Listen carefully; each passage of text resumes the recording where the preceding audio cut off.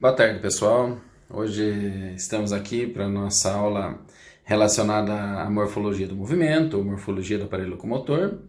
É a nossa quinta aula remota, né? Na aula passada, nós falamos um pouquinho a respeito dos movimentos, das articulações, classificamos as articulações com relação ao seu formato, com relação ao seu movimento. Vimos que temos articulações com movimento, articulações sem movimento e articulações com pouco movimento. Então seriam articulações imóveis ou sinartrose, sem movimentos, né, que seriam as articulações fibrosas. O segundo tipo, as articulações semimóveis ou com pouco movimento ou anfiartroses.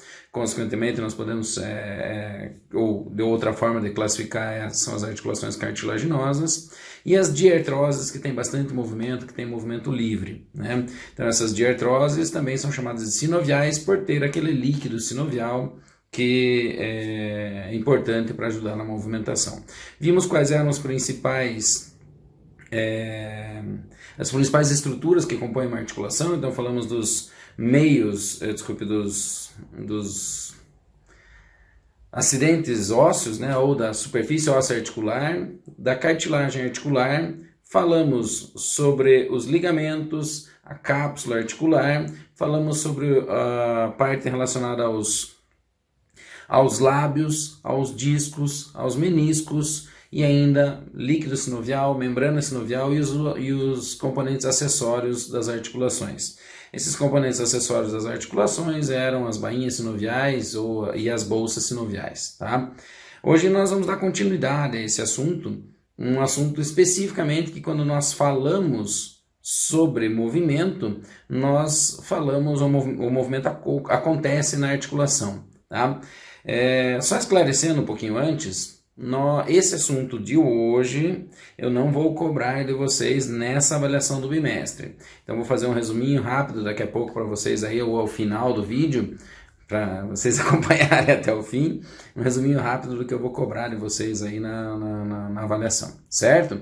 Mas essa aula especificamente eu não vou cobrar de vocês nesse bimestre. No próximo bimestre eu vou ter que cobrar de vocês porque nós vamos estudar os músculos. E os músculos estão relacionados aos movimentos. Nós vamos ter que saber quais são os nomes dos movimentos e como eles acontecem para que a gente possa trabalhar, tá bom? Então, quando nós falamos nas articulações, as articulações podem ser móveis, semimóveis e imóveis. Aqui especificamente nós vamos falar das articulações móveis, né? Das diartroses. Meu objetivo aqui não é classificar movimentos, e sim fazer com que a gente entenda quais são esses movimentos. Por que não classificar esses movimentos, ou não é meu objetivo classificar esses movimentos? Nós podemos ter os movimentos fisiológicos, que são aqueles que acontecem nas articulações. Por exemplo, se eu pegar aqui meu cotovelo, tá? Ele está fazendo um movimento nesse sentido aqui, nesse sentido aqui, né? Digamos que a articulação seria essa parte, então ele faz esse movimento. Porém, tem movimentos chamados de acessórios. O que seriam movimentos acessórios? Que eu posso fazer um pequeno deslizamento, vou mudar a posição aqui para vocês verem, nesse sentido aqui, tá? Ou então, nesse sentido aqui. Posso ter movimentos de tração, posso ter movimentos de compressão. Tudo isso numa única articulação. Esses movimentos que eu falei são os movimentos acessórios. Esqueça um pouquinho movimentos acessórios por enquanto. E agora nós vamos primeiro entender quais são os movimentos fisiológicos, tá? Quando a gente for trabalhar com terapia manual, principalmente, aí nós vamos pensar nesses movimentos acessórios. Mas isso vocês vão ver principalmente em cinesiologia e biomecânica, tá? Que é uma disciplina específica que estuda o movimento. Bom, para que a gente entenda esses movimentos fisiológicos, duas coisas nós precisamos revisar, tá?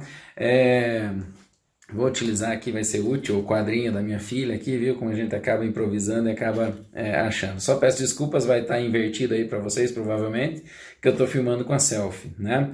Mas vejam, eu tenho aqui como se fosse o braço e o antebraço, pensando naquele movimento do cotovelo que eu falei para vocês, fazendo isso, sempre eu vou ter um sistema na articulação aqui que vai formar um ângulo, tá?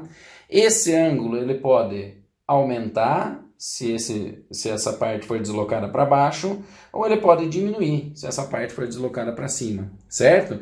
Então nós vamos pensar nesse ângulo. Lógico, também cinesiologia e biomecânica, depois nós vamos ver como é que calcula ângulo, como é que calcula força, braço de alavanca. Lembra quando vocês tinham no ensino médio, onde eu tenho um ponto de apoio, aí eu vou ter uma distância até o ponto onde está sendo executada a força vai ser num sentido ou no outro, uma força angular, eu vou ter que saber seno, cosseno e outras coisas, sim, tá? Mas não agora é anatomia. Então lembre que eu posso ter um ângulo formado entre dois segmentos, que pode ser o meu tronco e o meu braço, pode ser o braço, antebraço, mão, perna e pé, enfim, nós vamos ter um ângulo que vai aumentar ou vai diminuir, certo? E o segundo conhecimento que nós precisamos ter, relembrar, na verdade, são os planos. Lembram dos planos? Plano sagital, plano transversal e plano coronal. Plano sagital corta o corpo nesse sentido aqui, ou seja, no sentido antero-posterior, separando num lado direito e um esquerdo. Plano transversal separa o corpo nesse sentido aqui, tá? Numa metade superior e uma metade inferior, então no plano horizontal. E o plano coronal separa o corpo, então se a gente virar de lado, nesse sentido aqui, né? Ou seja, de um lado ao outro, separando numa metade anterior e uma metade posterior, ok? Visto isso, lembrando isso, nós vamos começar a falar um pouco sobre os movimentos. Por que eu relembrei isso?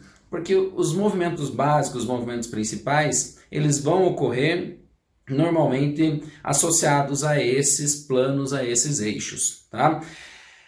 O primeiro movimento que nós vamos ver é a flexão. A flexão e a extensão, que são os dois movimentos relacionados ao mesmo eixo, eles vão ocorrer sempre nesse sentido aqui. Tá? Então a flexão e a extensão vão ocorrer sempre nesse eixo. Eu vou mudar um pouco, desculpe artesanal o vídeo, vou mudar só um pouco para a gente poder visualizar um pouco melhor aqui. Então vou um pouquinho mais longe para que a gente possa visualizar esses movimentos e vocês consigam ver eu falando.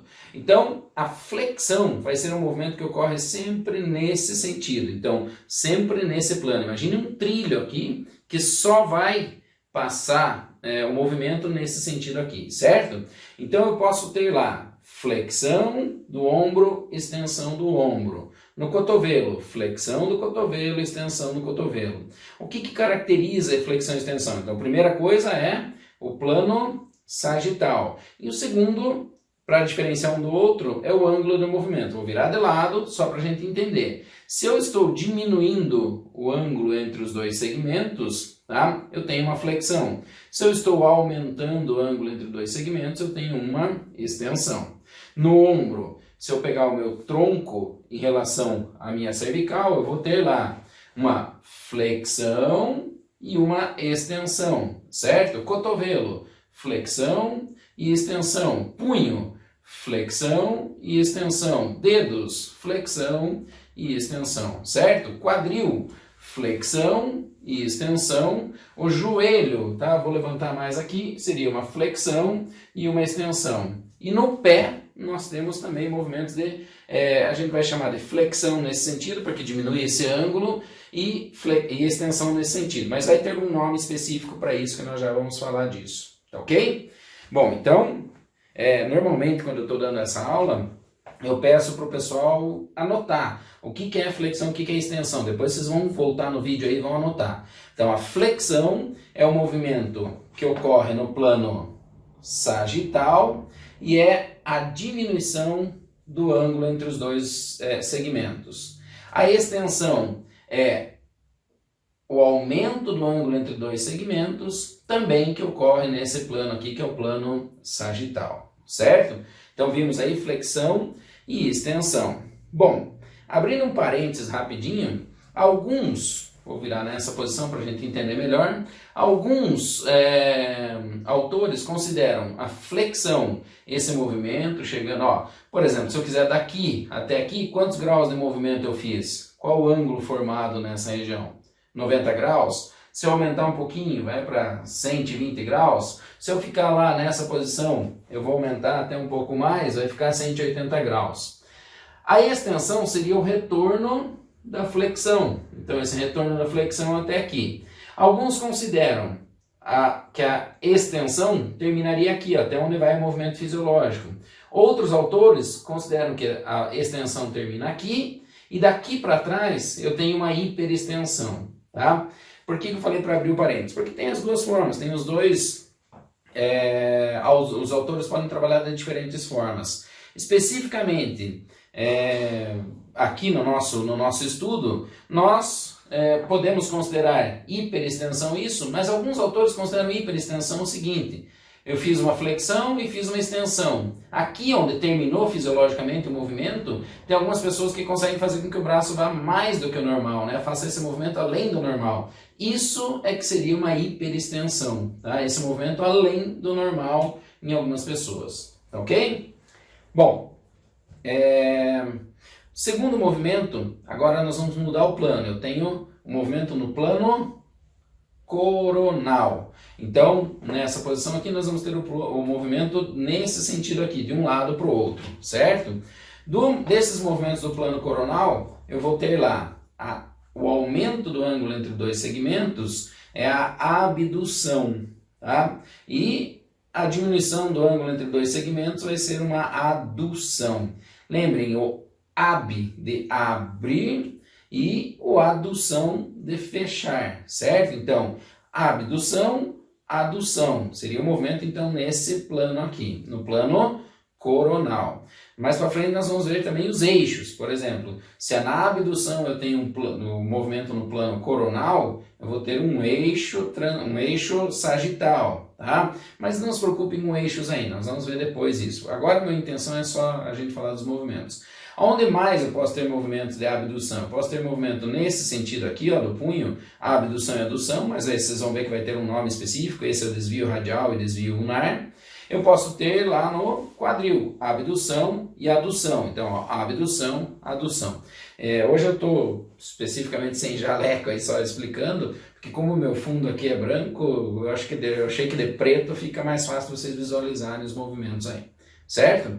Então, nos dedos das mãos eu também posso ter abdução e adução. A única coisa que muda é o parâmetro.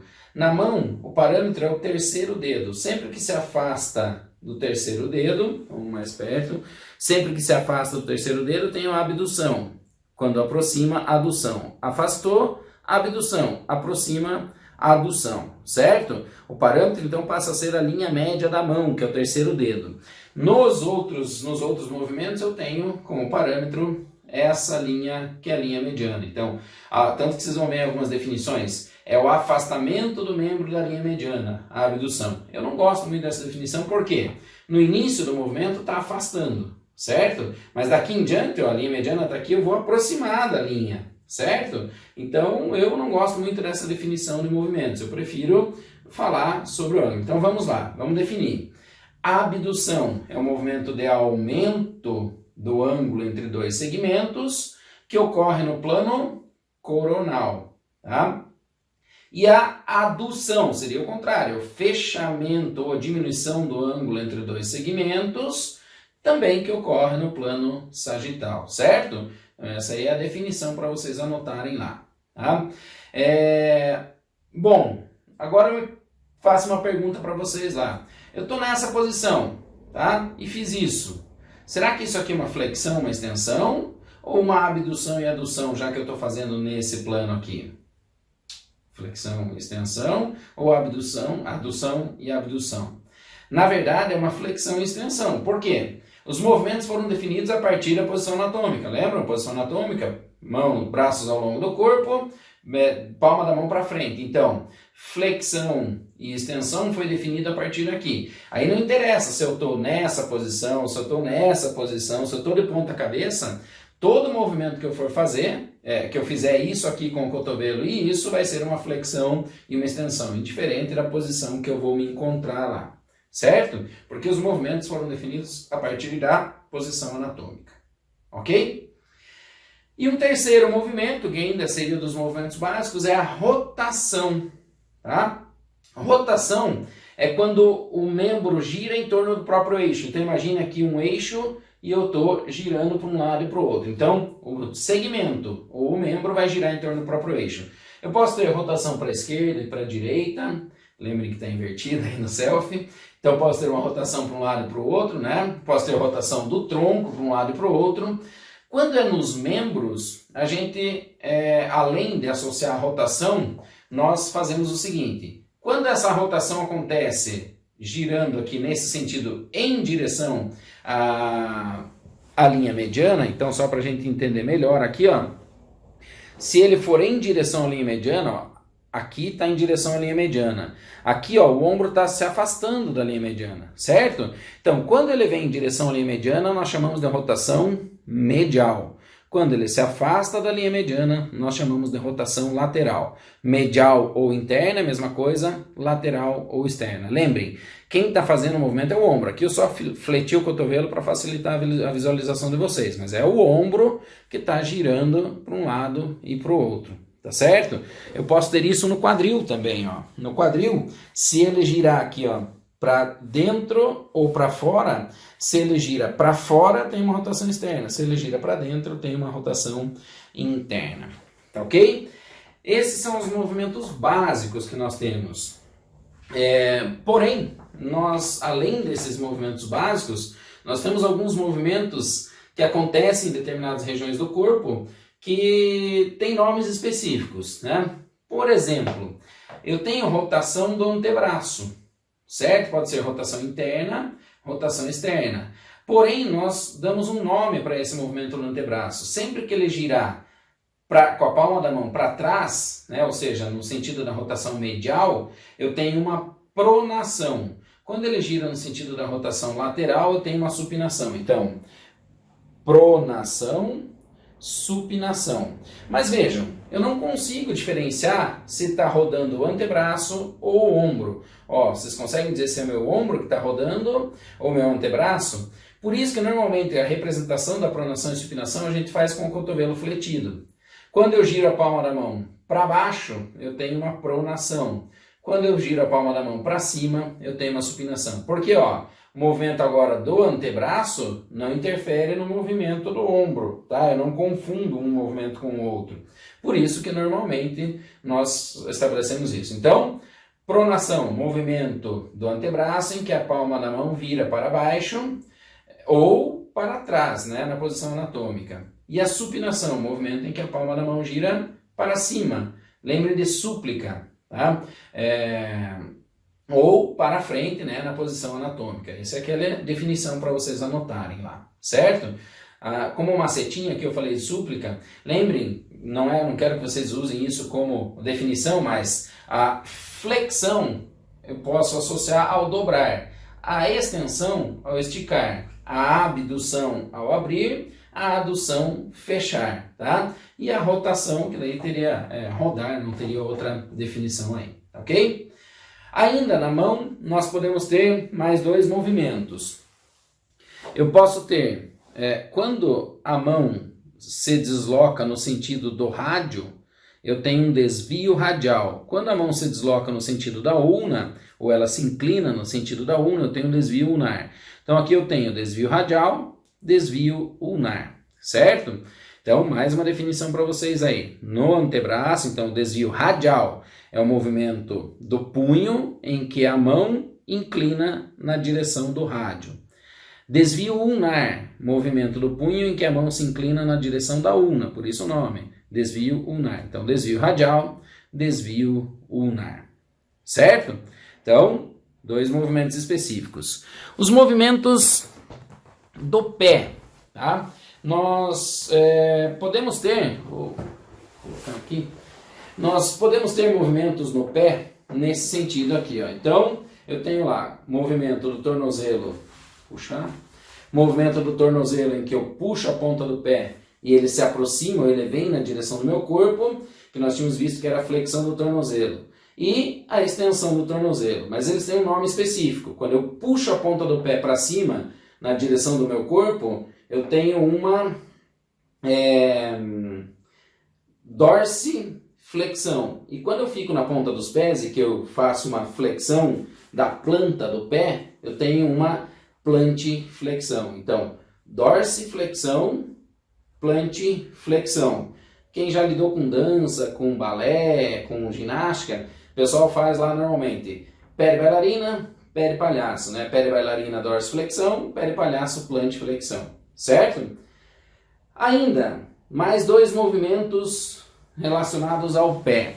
Eu tenho aqui, ó, nessa posição, eu posso girar o pé para dentro e girar o pé para fora, tá certo? Ó, nessa outra forma aqui eu tenho, quando eu giro o pé para dentro, eu tenho uma inversão. Lembre de in, sola do pé para dentro. Quando eu giro para fora, eversão. Então, inversão, eversão. Novamente aqui abrindo um parênteses. A inversão e a eversão são dois movimentos combinados. A inversão, que é girar a sola do pé para dentro, ela é uma combinação de uma plantiflexão com um movimento de rotação do pé, que seria uma supinação do pé. Lembram da mão? Pronação e supinação. Quando eu giro o pé nesse sentido também, eu tenho uma supinação. Vamos fechar o parênteses, porque na verdade vão ser movimentos de articulações específicas. Aqui, considerando o tornozelo inteiro, nós temos a inversão e eversão, certo?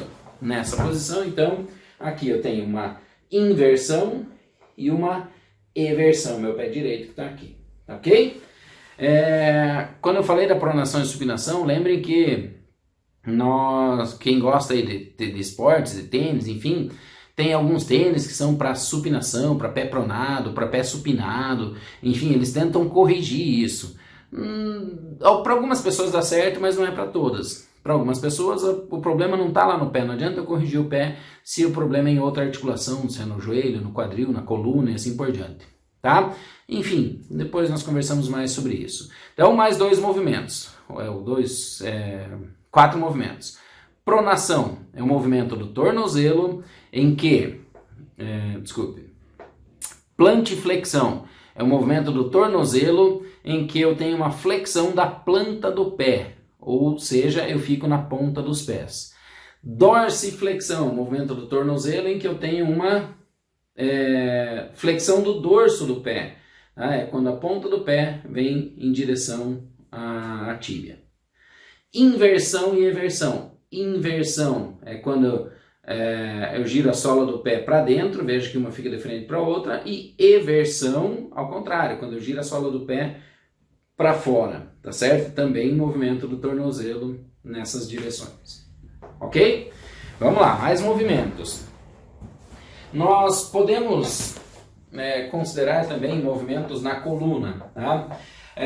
Quando eu faço um movimento da cabeça para um lado e para o outro, eu posso ter uma flexão lateral ou inclinação lateral. A mesma coisa aqui no tronco, eu posso ter uma inclinação lateral do tronco e uma inclinação lateral do tronco aqui, certo? Ou flexão lateral do tronco. No tronco eu posso considerar duas situações, tá? A primeira, quando o tronco está movimentando e a pelve está parada. Então a pelve aqui está parada, certo? Então quando o tronco se movimenta, eu tenho uma flexão do tronco, ou flexão lateral do tronco. Outra situação é quando o tronco está parado e quem movimenta a pelve. Ó. Quando eu faço isso daqui, eu tenho uma inclinação da pelve. Aqui é uma inclinação da pelve, não do tronco. Veja que quem está inclinando é a pelve. Se vocês ficarem em pé, com o joelho esticado, manter a posição e tentar tirar o calcanhar do chão, vocês fazem isso. Na verdade, isso aqui a gente faz o tempo inteiro. Toda vez que eu vou caminhar, para eu dar esse passo aqui, eu tenho que fazer uma inclinação lateral, apoiei, faço uma inclinação lateral, apoiei, e assim a gente vai. Tá bom? Então, inclinação lateral da pelve, movimento em que a pelve inclina-se lateralmente e o tronco está fixo. Inclinação lateral do tronco, quando a pelve está fixa e o tronco é que inclina-se lateralmente. Certo? Ainda eu posso ter a rotação da pelve, né? Nesse sentido aqui, a pelve rodando. Quando eu vou caminhar, minha pelve vai rodar também para um lado e para o outro. Ok? Não se preocupe, depois nós vamos ver mais detalhes em relação a essa rotação. Na pelve ainda, nós podemos ter mais dois movimentos. Eu colocar a mão aqui no meu sacro e uma no pubis. Eu posso ter um movimento quando eu arrebito o bumbum lá, ou seja, a minha pelve está girando para frente. Eu tenho um movimento chamado de anteversão. Tá? O contrário, quando eu encaixo o quadril, fiz esse movimento encaixando o quadril, ou encaixando a coluna, eu tenho um movimento chamado de retroversão. Então, anteversão, retroversão, tá certo? Então são movimentos da pelve, anteversão ou anteroversão e o contrário, retroversão, tá bom? Movimentos da escápula, tá? A escápula também tem movimentos que são diferentes da abdução, adução do ombro. Veja, se eu fizer isso aqui, eu não movimentei o ombro, eu não movimentei o húmero, né? Mas está movimentando a escápula. Então, levante os dois ombros para cima, eu tenho uma elevação da escápula. Force o ombro para baixo, eu tenho uma depressão da escápula. Force os dois ombros para frente, o que aconteceu? A escápula afastou uma da outra. Eu tenho uma abdução da escápula. Force os dois ombros para trás, vejam que as escápulas agora se encostaram lá quase.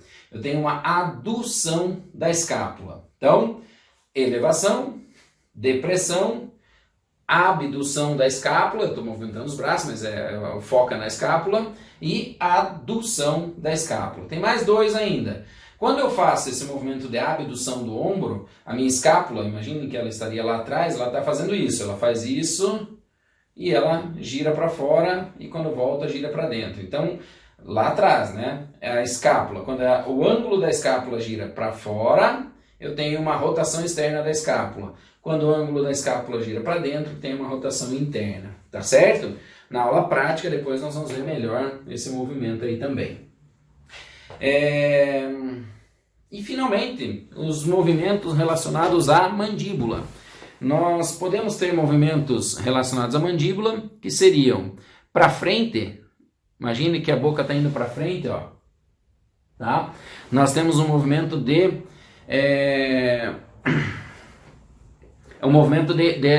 digamos, de deslizamento da mandíbula, que ela acaba ficando para frente. Então ela acaba ficando protusa. Então, protusão ou protrusão, tanto faz, é só um detalhe da língua portuguesa, nós temos quando ela vem para frente, tá? Quando ela vai para trás, ao contrário, então, ó, para frente, para trás. Eu tenho uma retração da mandíbula, então, protusão para frente, retração para trás.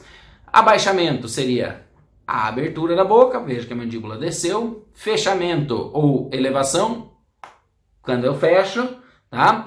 E ainda movimentos laterais, chamados de lateralização ou didução, tá? Isso aqui, ó, para um lado e para o outro, tá ok? Bom, obviamente podem aparecer alguns nomes um pouquinho diferentes em alguns movimentos, como por exemplo lá no sacro, nós podemos ter movimentos específicos dessa região, alguns deslizamentos, enfim, mas os movimentos básicos que eu quero que vocês conheçam são esses, tá certo?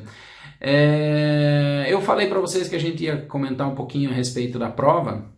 Nessa prova de vocês, eu gostaria que vocês lembrassem que nós tivemos uma aula de introdução à anatomia, que também foi lá presencial ainda.